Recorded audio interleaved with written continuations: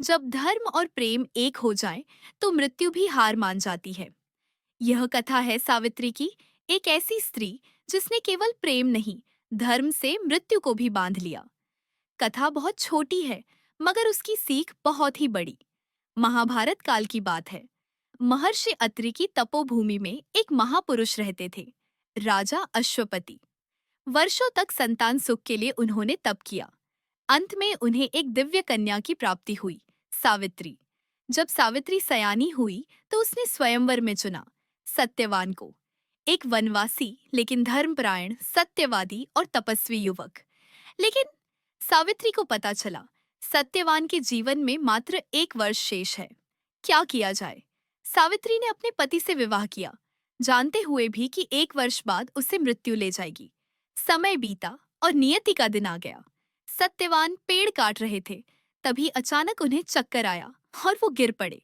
यमराज स्वयं उनके प्राण लेने आए, लेकिन सावित्री पीछे पीछे चल पड़ी, नंगे पांव, जंगलों में, कांटों में, बिना थके, बिना डरे। यमराज ने समझाया, रोका, पर सावित्री ने धर्म, नीति और भक्ति से उनका मन मोहा। यमराज बोले, मांगो कोई वर, लेकिन सत्यवान का जीवन नहीं। सावित्री ने मांगा, अपने सास ससुर के लिए सुख, पिता को, और एक संतान और खुद के लिए पुत्र, वह भी सत्यवान से। और तब यमराज चौंक उठे, तुमने पुत्र मांगे, पर पति तो मृत है, ये कैसे संभव है? सावित्री मुस्कुराई और बोली, हे मृत्यु के स्वामी, तुम देह से प्राण अलग कर सकते हो, पर क्या आत्मा को बांध सकते हो? यमराज ने कहा, स्त्री, तू जानती है मैं समय की सीमा हूँ। मेरे स्पर्श से राजाओं के सिंहासन डगमगाते हैं, ऋषियों के यज्ञ रुक जाते हैं। तू मुझसे जो चाहती वह मैं नहीं दे सकता। सावित्री गहराई से यमराज को बोलती है, हे यमराज, हे मृत्यु के स्वामी, मैं तुमसे विजय नहीं चाहती, मैं तो केवल सत्य की खोज में हूँ। तुम कहते हो सत्यवान मर गया, पर मैं जानना चाहती हूँ, जिसमें प्रेम जीवित है वहां मृत्यु कैसे टिक सकती है? सावित्री के इस गहरे प्रश्न पर यमराज थोड़े स्तब्ध हो गए। तू धर्म की भाषा जानती है, तू डरती नहीं मुझसे। क्या तू कोई साध्वी है, देवता, या स्वयं किसी चेतना की संतान?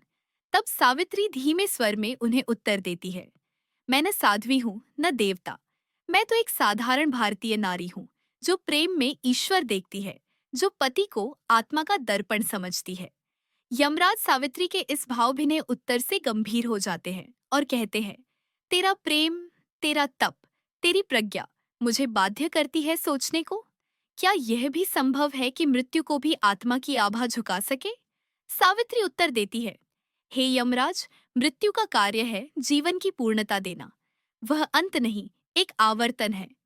पर यदि जीवन अधूरा हो, यदि प्रेम अपूर्ण हो, तो मृत्यु स्वयं अधूरी कहलाएगी।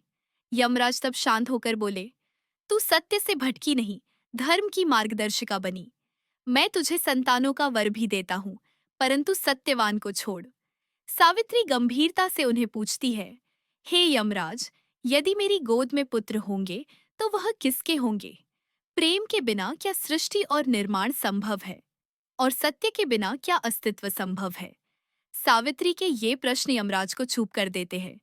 वह बोलते हैं, हे सावित्री, तू केवल स्त्री नहीं, तू आद्या शक्ति है, तू मृत्यु को भी मोहित कर सकती है। जा, मैं तुम्हें वर देता हूँ, तेरा सत्यवान जीवित हो। सावित्री की जीत हुई और वह एक महान पतिव्रता नारी की प्रतीक बनी।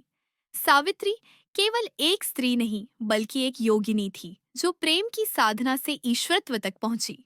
वट सावित्री पूर्णिमा के दिन हर भारतीय नारी के दिल में सावित्री की यह प्रतिमा जाग जाती है। सावित्री आज भी नारी शक्ति और पतिव्रता की प्रतीक है। यह कथा हमें सिखाती है, जहाँ धर्म, प्रेम और चेतना एक हो जाए, वहाँ मृत्यु भी सिर झुकाती है। सच्चा प्रेम, धैर्य और धर्म की शक्ति से मृत्यु भी टल सकती है। यह कथा प्राचीन ग्रंथ महाभारत के वन पर्व में वर्णित सावित्री सत्यवान प्रसंग पर आधारित है। यह कथा मार्कंडेय ऋषि द्वारा युधिष्ठिर को सुनाई गई थी। योगी अरविंद का प्रसिद्ध सावित्री महाकाव्य इसी कथा पर आधारित है। इस वीडियो में वर्णित घटनाएं और संवाद भारतीय सांस्कृतिक परंपरा को ध्यान में रखकर श्रद्धा एवं प्रेरणा के उद्देश्य से प्रस्तुत किए गए। कोई है